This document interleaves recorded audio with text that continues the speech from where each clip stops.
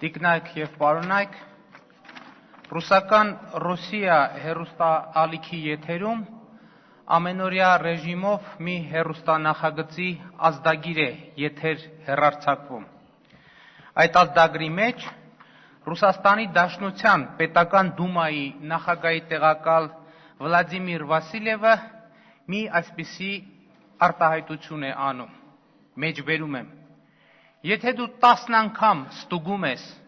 և 10 անգամ գալիս զեկուցում, որ գողանում են, ուրեմն նախ և առաջ պետք է զբաղվել քեզանով։ Կարծում եմ այս սկզբունքը կիրառելի է Վերահսկիչ պալատի նախագահ Իշխան Զաքարյանի նկատմամբ, ով վերջին 9 ամիսների ընթացքում ավարտին է հասցրել իր մի քանի միլիոն դոլարանոց առանձնատան շինարարությունը։ 9 ամիսը ընդ որում շատ կարևոր մի ժամանակահատված է, որովհետև 9 ամիս առաջ Իշխան Զաքարյանը ազգային ժողովին զեկուցում էր ուրիշների չարաշահումների մասին և այսօր էլ 9 ամիս հետո զեկուցում է էլի ուրիշների չարաշահումների մասին։ Ուշադիր ընթերցեք պարոն Զաքարյանի կենսագրությունը և դուք այնտեղ չեք տեսնի որևէ դրվագ, որ հնարավորություն կտա հանդարտ վերաբերվել մի քանի միլիոն դոլար արժողությամբ առանձնատուն ունենալու փաստին։ Եվ ըստ էության այդ առանձնատուն Իշխան Զաքարյանի և նրա կենսագրության համադրությունը ստիպում է մտածել կոռուպցիոն ռիսկերի մասին։ Եվ ես զարմանում եմ, թե ինչպես է պարոն Զաքարյանը ազգային ժողովի ամբիոնից խրոխտ կեցվածքով զեկուցում հերոսաբար ուրիշների չարաշահումների մասին։ Պարոն Զաքարյանին ինչ է թվում է, թե մյուս այդ մարդիկ, ովքեր չարաշահում են, այդ չարաշահումների արդյունքում ձեռք բերած միջոցներով ինչ է շպիոնաժ են անում Ադրբեջանի օգտին։ Ոչ, նրանք էլ են առանձնատներ կառուցում պարոն Զաքարյանի նման և համոզված եմ նրանցից շատ շատերը կերազեն և նույնիսկ չեն կարող երազեն նույնպիսի առանձնատուն ունենալու մասին։ Բայց ըստ էության Զաքարյանի առանձնատունը այս քննարկման միակ հետաքրքիր դրվագը և զարմանալի դրվագը չէ։ Ազգային ժողովի գործող նախագահ Հովիկ Աբրահամյանը, որ 20-ամյա պետական պաշտոնավարության ընթացքում ռուսական և հայկական լրատվամիջոցների համաձայն դարձել է Հայաստանի խոշորագույն սեփականատերերից մեկը, փնտրում ու այդպես էլ չի գտնում, թե ովքեր են այն ավազակները, որ այդպես անխնա կերպով թալանում են մեր հայրենիքը, Հայաստանի Հանրապետությունը։ Վարդան Այվազյանը, ում անունը բնապահպանության նախարար եղած տարիներին կապվել է Երրորդ Հանրապետության ամենաաղմկոտ կոռուպցիոն սկանդալի հետ, պահանջում է բացահայտել և պատժել բոլոր կոռուպցիոներներին։ Վերահսկիչ պալատի բացահայտումները վերաբերվում են Տիգրան Սարգսյանի կառավարությանը, ով հայտնված լինելով օֆշորային խայտառակ սկանդալի կիզակետում, առիթը բաց չի թողնում խոսել կոռուպցիայի դեմ պայքարի և արդյունավետ կառավարման մասին, մինչդեռ հենց իր կենտրոնական բանկի նախագահի կառավարման տարիներին էր, որ Հայաստանը զրկվեց ոսկու պաշարներից։ Ես այս երևույթը քան իշխանության երկվություն այլ կերպ չեմ կարող անվանել։ Սա իշխանության երկվություն է, այս իշխանությունը համ կոռումպացված է, համ պայքարում է կոռուպցիայի դեմ, համ ապօրինի է, համ պայքարում է ապօրինության դեմ, համ 2008 թվականի մարտի 1-ին գնդակահարել է Հայաստանի քաղաքացիներին, համ շահագրգռված է այդ սպանությունները բացահայտելու գործում, համ մեծացնում է աղքատությունը, համ պայքարում է աղքատության դեմ, համ քաղաքացիներին ստիպում է արտագաղթել, համ պայքարում է արտագաղթի դեմ։ Ինչպես ուրեմն բացատրել այս ֆենոմենը։ Բացատրությունը կարծում եմ պարզ է, սրանով իշխանությունը երկու հարց է լուծում։ Նա հասկացել է, որ ակնհայտ փաստերի ժխտումը կաթիլ առ կաթիլ լցնում է ժողովրդի համբերության բաժակը և ի վերջո անխուսափելիորեն պայթում որպես քաղաքացիական ընդվզում։ Այսպիսով ուրեմն նրանք այսպես ասած գոլորշի են բաց թողում և ըստ էության կոռուպցիայի դեմ պայքարը մտցնում են փակուղի։ Այդ մեթոդը իբրև Տիգրան Սարգսյանը շատ լավ կիրառում է օֆշորային սկանդալի կապակցությամբ։ Ինչ փաստարկ ուզում եք բերեք, ինչ փաստաթուղթ ուզում եք ներկայացրեք, ինչ ապացույց ուզում եք ներկայացրեք, նա ունի անխոցելի մի փաստարկ։ Նա դիմել է դատախազություն եւ դատախազությունը զբաղվում է։ Դատախազությունը կստուգի, կքննի, կհետաքննի եւ կպարզի։ Իսկ թե ինչպես է դատախազությունը քննում եւ հետաքննում այն գործերը, որոնք վտանգ են պարունակում իշխանության համար, մենք տեսնում ենք 2008 թվականի մարտի 1-ի սպանությունների գործերի հետաքննությամբ։ Սպանությունները բացահայտված չեն այն պայմաններում, երբ մարդասպանների գոնե 3 դեպքում մարդասպանների շրջանակը հայտնի է անուն ազգանունով, բնակության հասցեով, աշխատանքի վայրով։ Ես ուզում եմ անդրադառնալ եւս մի դրվագի վերահսկիչ պալատի քննարկումների ժամանակ հնչած։ Հանրապետական խմբակցության ներկայացուցիչը փորձում էր գտնել, թե այդ երբանից է Հայաստանում սկսվել թալանը եւ ուզում էր ապացուցել, փաստարկում էր, որ սկսել է այդ թալանը 90-ականներից։ Ես այս փաստարկի հետ որևէ բանավեճ չունեմ, որովհետեւ հիշում եմ, թե որտեղ էր այդ 90-ականներին Հանրապետական կուսակցության գործող ղեկավար Սերժ Սարգսյանը։ Նա ղեկավարում էր այլոց շարքում կոռուպցիայի դեմ պայքարելու կոչված առանցքային կառույցները, ազգային անվտանգության պետական վարչությունը, ապա եւ ներքին գործերի եւ ազգային անվտանգության սուպեր նախարարությունը։ Եվ ինչպիսին եղան կոռուպցիայի դեմ պայքարի, այդ պայքարի, նրա պայքարի արդյունքները։ Արդյունքը եղավ այն, որ նրա եղբայր Ալեքսանդր Սարգսյանը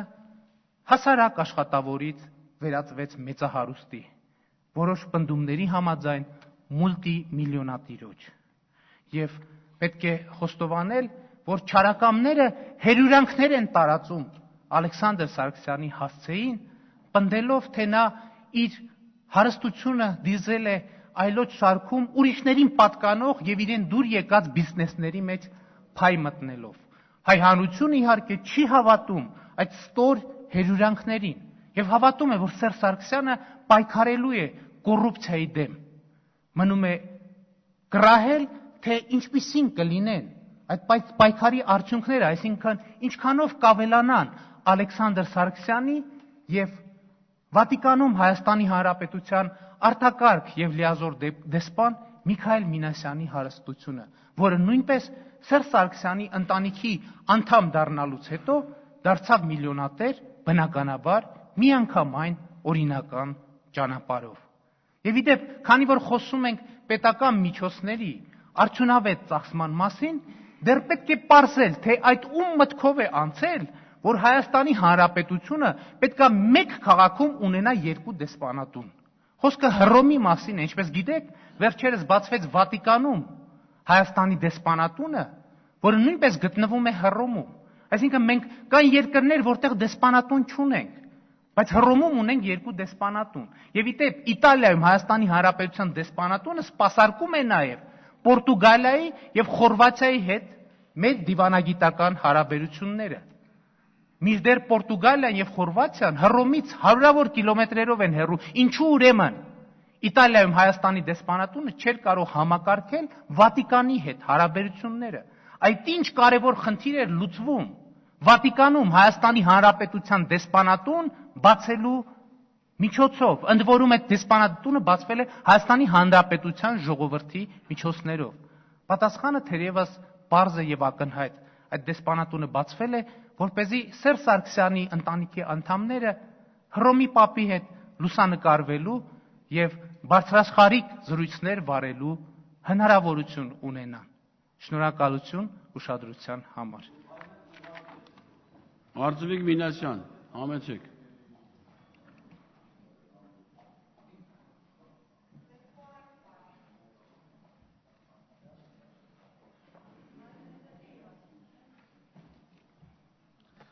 Ազգային ժողովի հարգելի նախագահ, հարգելի գործընկերներ, անցյալ 5 օրվանից մենք քննարկում ենք կարևորագույն հարց, Վերահսկիչ պալատի 2012 թվականի հաշվետվությունը եւ պետք է արձանագրեմ, որ թեև ես վատատես չեմ, բայց ինչ կլիներ, եթե այս հաշվետվությունը հանկարծ քննարկվեր մինչեւ կառավարության ծրագրի քննարկում ազգային ժողովում եւ հաստատումը եւ նաեւ մինչեւ 2012 թվականի պետական բյուջեի քննարկումն ու հաստատումը։ Չգիտեմ, այդ նույն ողջավորությամբ այստեղ իմ հարգարժան իշխանական գործընկերները արդյոք նման պնդումով հանդես կգային, որ ինչ է կատարվել երկրի բյուջեի 2012 թվականին, չգիտեմ, կարող է հանդես գային, բայց քվեարկությունը կազդեց դրա վրա, թե չէ, դա էլ երկրորդ հարցն է։ Այնուամենայնիվ, քննարկումները շատ կարևոր են, անհրաժեշտ էական բաղադրիչ են մեր պետականության կայացման գործում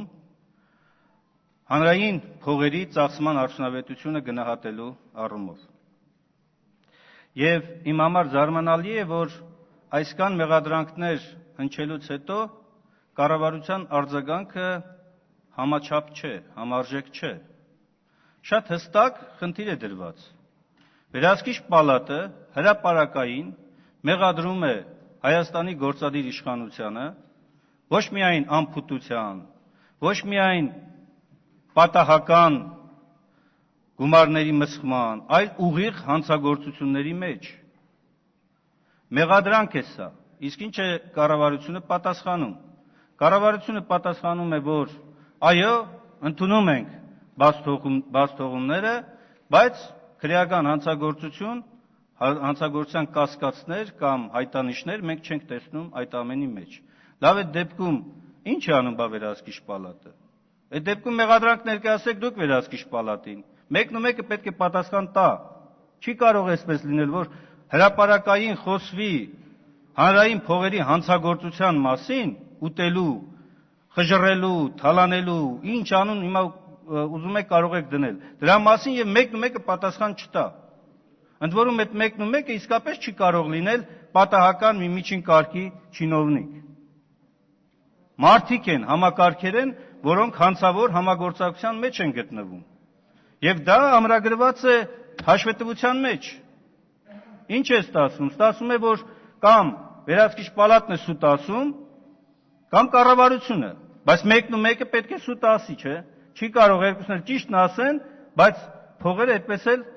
հանրային փողերը կորի գնա։ Եվ հետևաբար անհամարժեք այս վարքագիծը բերելու է նրան, որ ավելի մեծ է հիասթափությունը լինելու։ Եթե կոնկրետ քայլեր չլինեն, հնարավոր չէ ունենալ արդյունավետ պետական կառավարում, հանրային փողերի արդյունավետ ծախս։ Եվ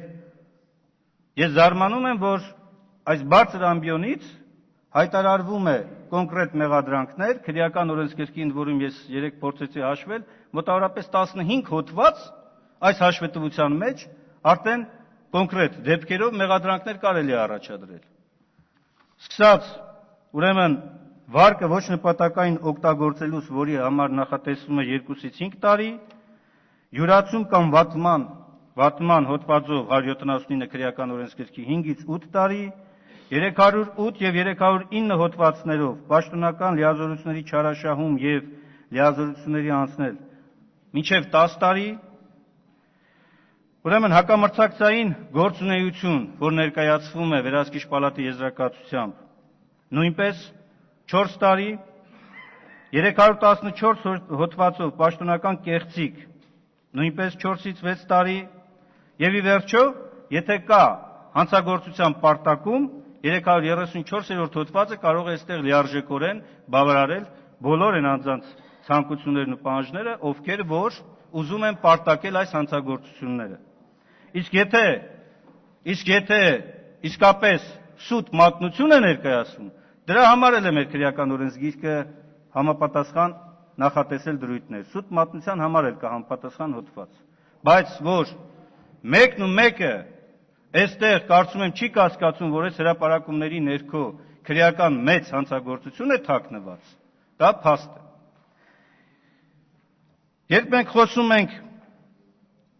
հակակոռուպցիոն քաղաքականության մասին եւ կառավարության ծրագիրն էլ սևով սպիտակի վրա բարձրաձայնած, այսպես գրում է, ընդդիմության ակտիվ մասնակցության մասին, դուք գիտեք երևի թե ինչը նկատի ուներ վարչապետը, երբ այս բարձր ամբիոնից հայտարարեց, թե մենք ընդդիմությանը հրավիրում ենք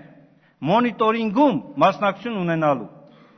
Մոնիտորինգում։ Սա այն դեպքում, երբ որ Դաշնակցությունը երկար ժամանակ եղել է հենց մոնիտորինգ ամբողջությամբ ղեկավարող կառույցի ղեկավար։ Եվ մենք շատ լավ գիտենք, որ դա ոչինչ է։ Եթե դու ուզում ես իսկապես պայքարել կոռուպցիայի դեմ,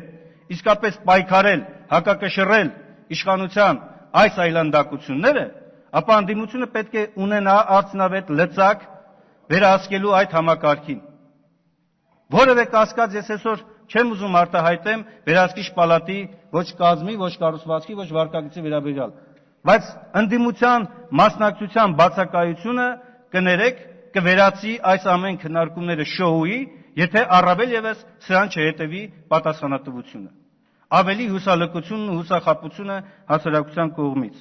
Եվ եթե ուզում եք իսկապես ձեր ծրագրային դրույթներին համապատասխան քայլ իրականացնեք, դրա համար ընդդիմությանը ուզեք թե չուզեք, պետք է տեղ տաք, պետք է հրավիրեք, պետք է խնդրեք անգամ ընդդիմությանը, որպեսզի մասնակցի պետականաշինության գործին, այլ ոչ թե վանեք, հեռացնեք, օտարեք եւ ասեք, որ ամենախելոքը դուք եք, դուք էլ կծնեք ձեր միջից ընդդիմություն, դուք էլ ինքներդ կքննադատեք ձեզ, դուք էլ ինքներդ կբացահայտեք ձեր ձախողումները, իսկ որպես կանոն պատասխանատվություն բնականաբար չեք կրի։ Ես խոսքս կավարտեմ հանրապետության նախագահի խոսքերով.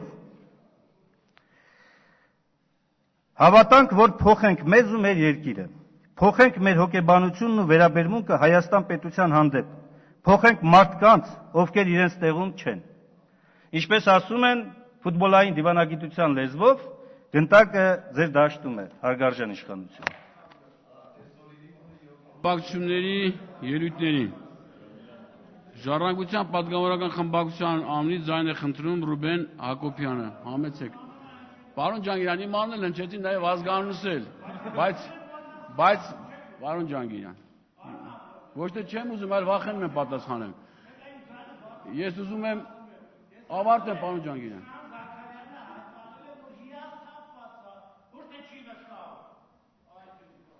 Պարոն Հակոբյան, համեցեք։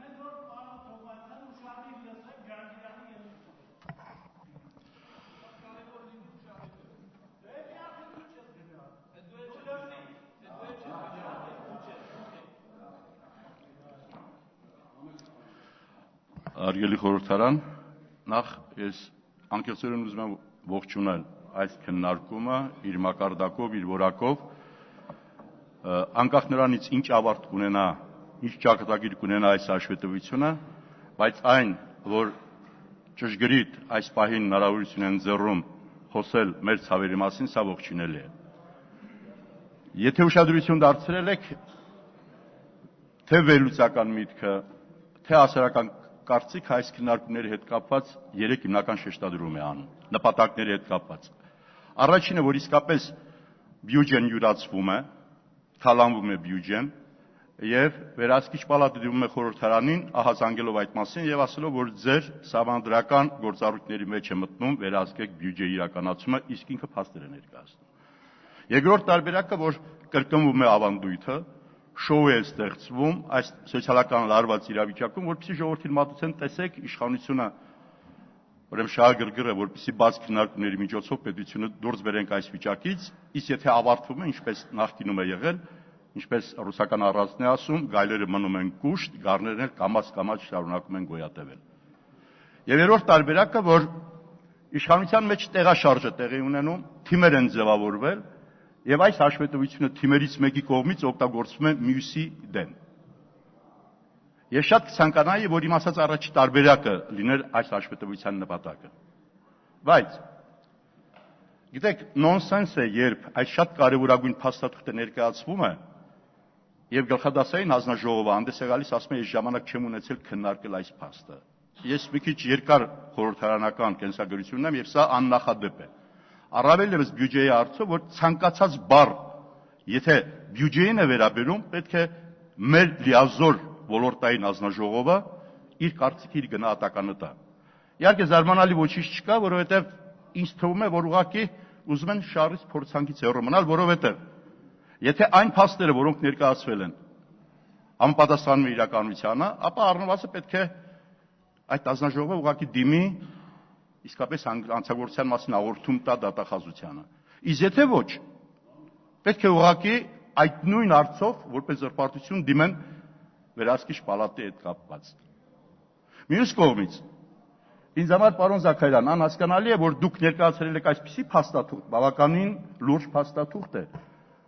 բայց պատրաստ չեք պատասխանելու հարցին, ինչու չեք դիմել դատախազություն։ Սա շատ կարևոր է, որպեսզի հասկանանք ինչի ինչոց է։ Եվ եթե չեք դիմում դատախազություն,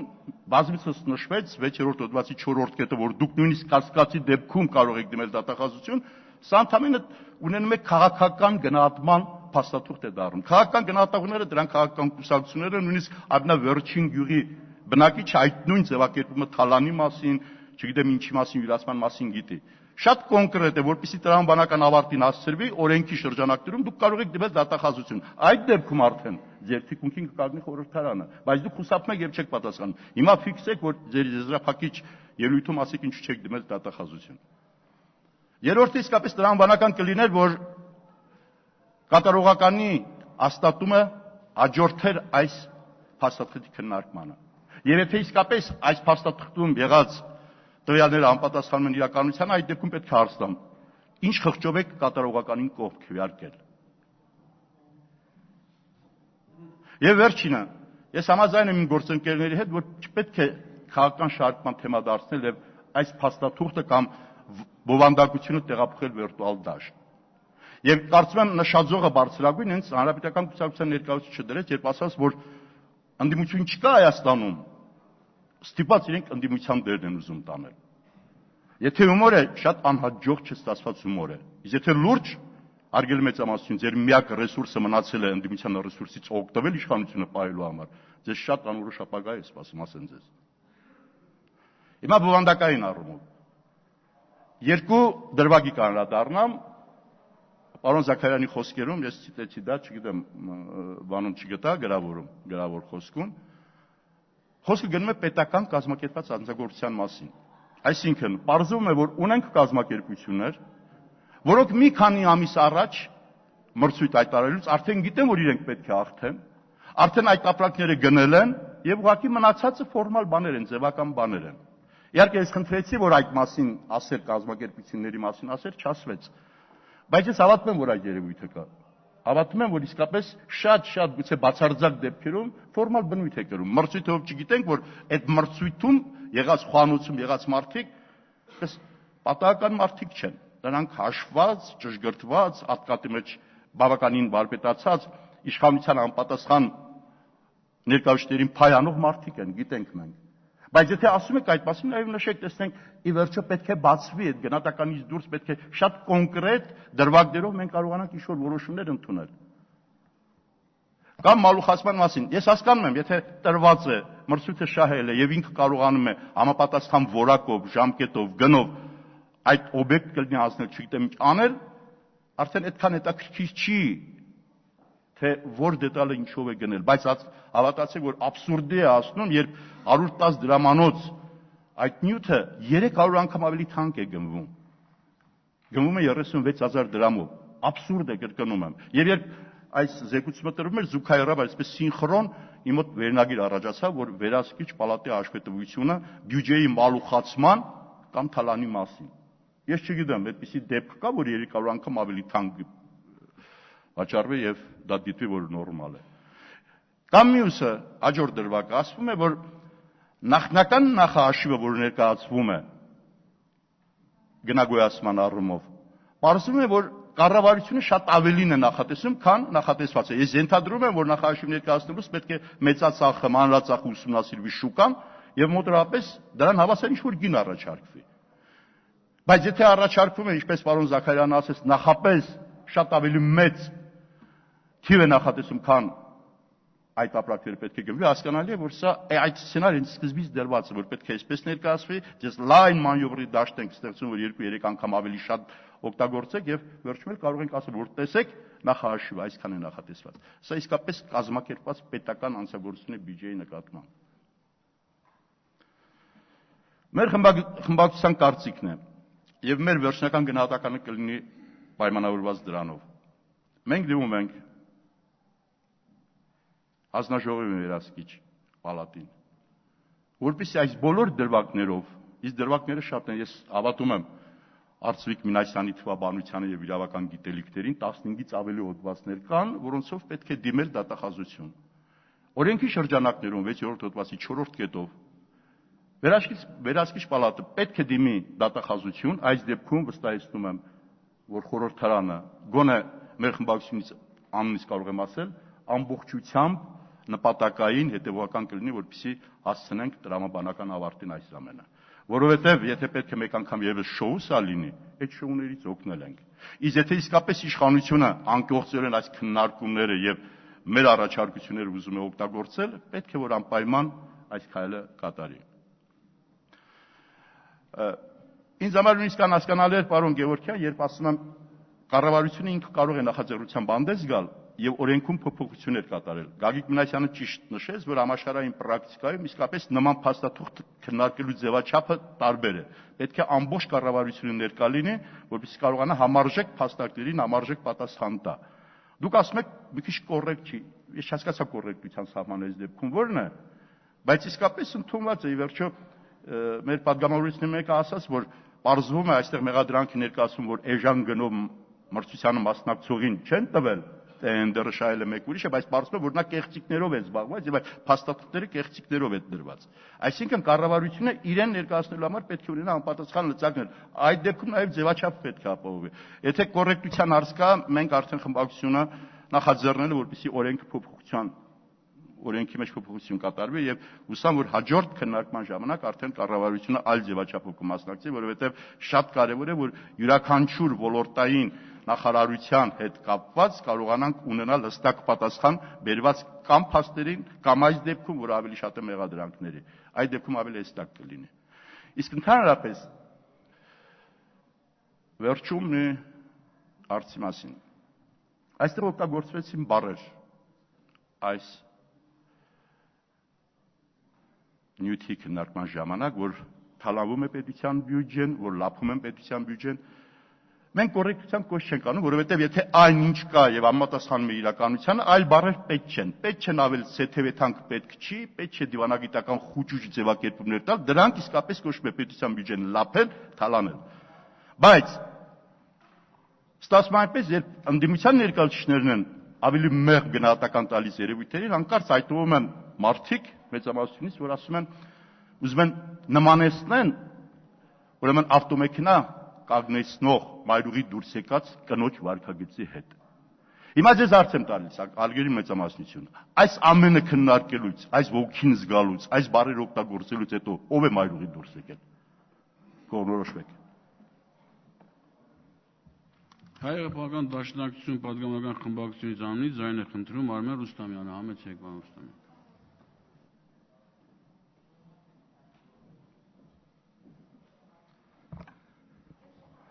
Հարգելի գործընկերներ, ես իսկապես ողջունում եմ այս քննարկումները, որ արդեն երկու նստաշրջան է ըստ էության շարունակվում եւ շատ ճիշտ է, որ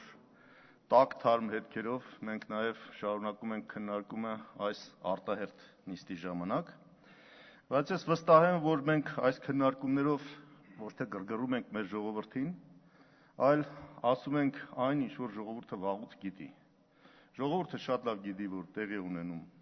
թալան, գանձագողություն եւ եթե այդպես չլիներ, ժողովրդի վիճակը այսպիսի թշվառության մեջ չէր լինի։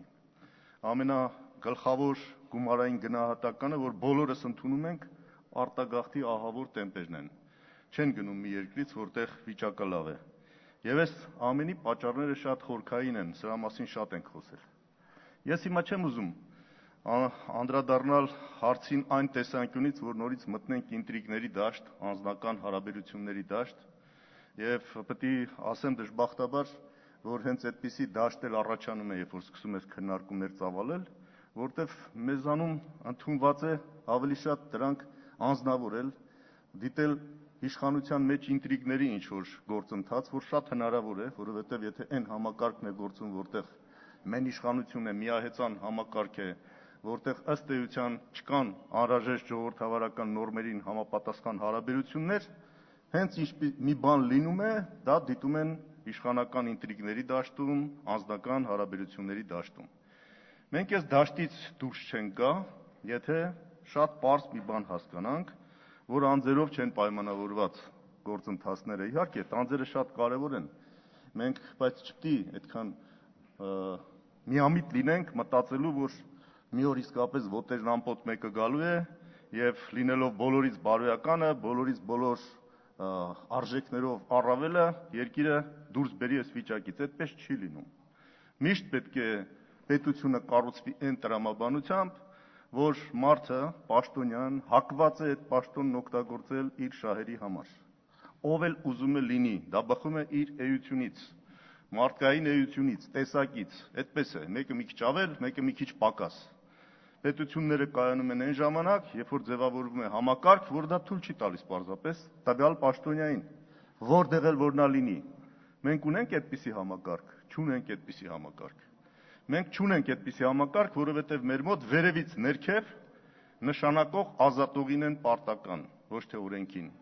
ոչ թե նայում են, թե օրենքն ինչ է ասում, իր պարտականությունները կատարելով նա իր տեղը պիտի ամրապնդի, որպես պաշտոնյա կայանա, իր կարիերան դրանով ապահովի, ոչ, նրա կարիերան Հայաստանում ապահովված է մի պարզ տրամաբանությամբ, նա պետք է ստանա բարեհաճությունը իր նշանակող ազատողի։ Այս համակարգի դեմ է, որ մենք անընդհատ մեր պայքարը տանում ենք։ Տեսեք, ասում ենք, որ խորհրդարանական համակարգն այս վիճակից կազատի։ Եվ այո, հիմա այն ինչ որ մենք կատարում ենք, դա խորհրդարանական համակարգի մի պարզ ամենապրիմիտիվ դրսևորումն է։ Հրապարակային քննարկում ենք կատարում։ Հրապարակայնությունը գլխավոր գործիքներից մեկն է։ Հրապարակայնությունը որոշումների կայացման ժամանակ, ինչ որ կայացրած որոշումները քննարկելու ժամանակ, ճիշտ ու սխալը գտնելու ժամանակ, այդ հրապարակայնությունը հենց սկսում է գործել, տեսեք ինչ ակտիվ քննարկումներ են տեղի ունենում եւ հենց ամենակարևոր մեխանիզմը համակարգի զսպման մեխանիզմը սկսում է աշխատել։ Մեր երկրում զսպման եւ հակակշռման մեխանիզմների զրոյական վիճակ ունենք։ Եվ պատճառը սա է։ Պատճառը սա է, դրա համար փնտրում ենք անընդհատ անձի կամ ինչ-որ ինտրիգի պատճառով դրսևորված ինչ-որ մի հարցի քննարկում ամենաբարձր մակարդակով։ Այդպես չպետք է լինի։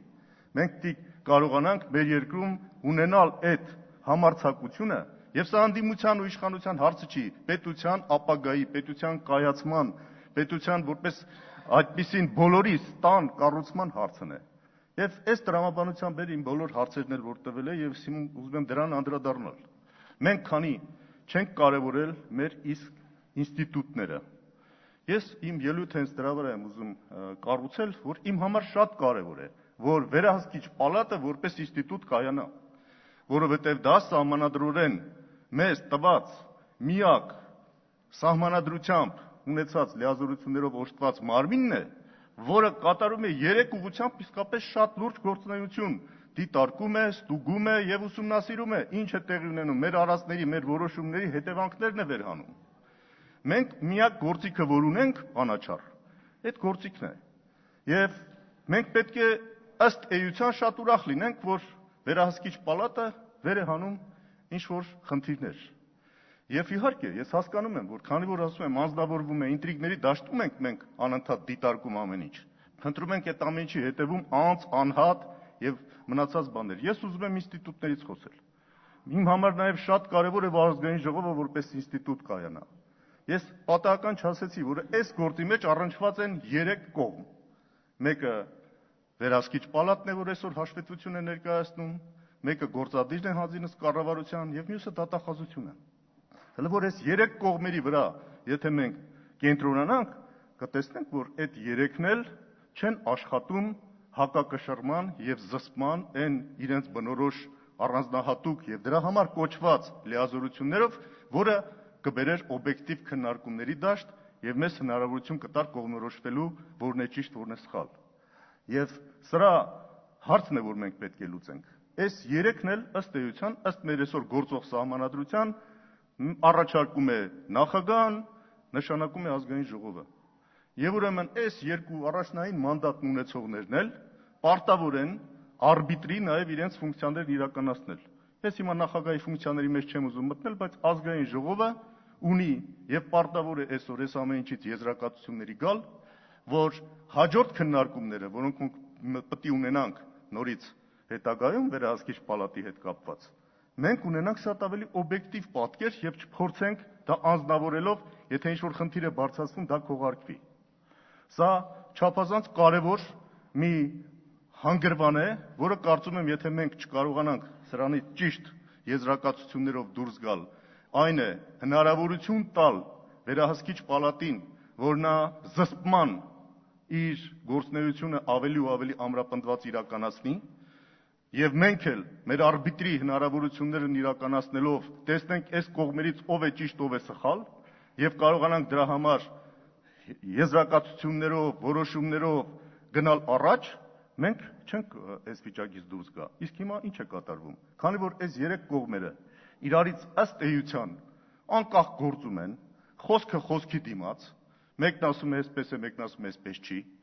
մյուսն էլ այնտեղ նստած սպասում է, թե երբ իրեն գործը կուղարկեն, մի մասն էլ ասում է չենք վստահում, ինչպես կքննվի, ինչ կկատարվի այդ քննությունների արդյունքում, ոչ մի շարժ առաջ այս պարագայում տեղի ունենալ չի կարող։ Եվ մենք մի կողմից չպետք է խեղդենք վերահսկիչ պալատին այնպես, որ նա օրենքներն ու հիմա ուզում ենք փոխենք, կարգ սահմանենք։ Ես կողմնակից եմ եւ միանգամից էլ հայտարարել եմ, որ մենք պատրաստ ենք ունենք առաջարկություններ, որոնց մասին մի երկուսի մասին ես հիմա կասեմ։ Ինչ անենք, որպեսզի այդ մեխանիզմներն իսկապես սկսեն մեզանում առաջանալ եւ գործել։ Եվ կարգը պետք է սահմանել այնպես, որ կարողանանք իսկապես այս մեր ֆունկցիաները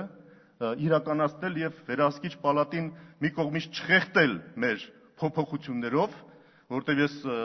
մտածում եմ, որ կարող է այս ամեն ինչից հետո մենք գանք ճիշտ հակառակ եզրակացության։ Հիմա էլ այնպես անենք օրենքներով, որ վերահսկիչ պալատը այն հազարոտնուկի նման մտածի, թե որ քայլը առաջ տանի եւ այդպես մնա իր տեղում չկարողանա շարժվել ու ոչ մի բան չանի։ Մենք պետք է նրան երաշխավորենք, հնարավորություն տանք, որպեսզի նա իսկապես շատ տքնաջան, օբյեկտիվ աշխատանքով ամենօրյա վերհանի բոլոր այն բացթողումները, որը մեր երկրում գոյություն ունի։